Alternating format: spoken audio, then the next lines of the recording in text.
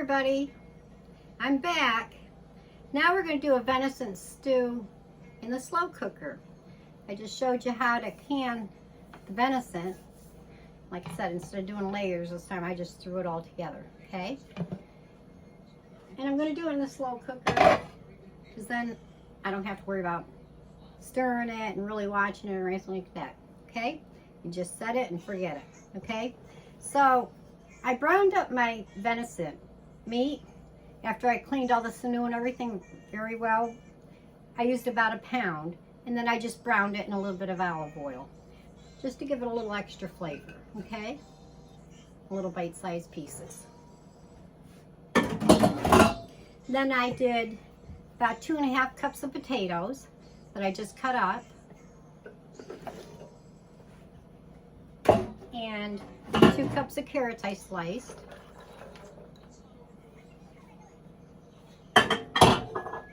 and I also did celery, and I also put some of the celery leaves in, just, you know, if I like it. I did about 1 cup of that, okay?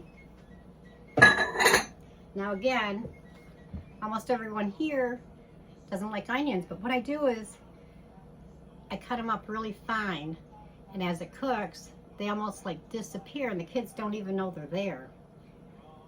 And they still get that wonderful flavor, okay? And then for the spices and stuff, I used a couple cloves of garlic that I minced. Throw that right in. And then in this one, I got 1 teaspoon of salt and 3/4 teaspoon of pepper. I used kosher salt, okay? Sprinkle that all around. And then, I don't know if you've ever heard of this ingredient or not.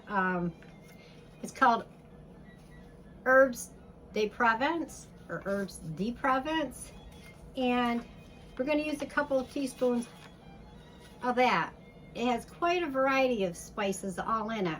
And what I did, I made up a great big bag of it. Okay? And what's in the herbes de Provence? It has fennel seeds, dried basil, dried tarragon, some dried rosemary, summer savory, dried marjoram. I mean, it's optional if you want to use lavender. I wrote it down so I wouldn't forget. That's optional. And also some dried thyme it has in it. Okay? Now, I used 1/4 of my tomatoes that I had canned, and I just kind of cut them up. I used 1/4. All right, and then we're going to use just 4 cups of beef broth.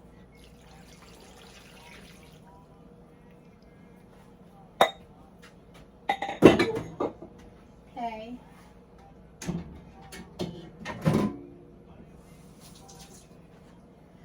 And then just give it a good stir. I'll see if I can show you what it looks like after. Here, let me just stir it up good. And then when it's done, you know, just taste it in case you want a little bit more salt or whatever, but it's a pretty good stew. Okay, let me see if I can show you what it looks like. And you can let that cook on low for a good 3-4 hours, or turn it up on high for a few hours. But remember, the slower you cook everything, the better it is. Okay, let's see how I can do this so you can see. Can you see that? Oops, gonna spill it. Maybe I can bring, hold on, and I'll go over and I'll get the camera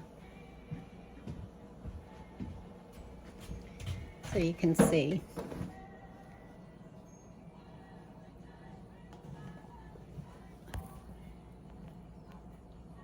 There, can you see that? Okay.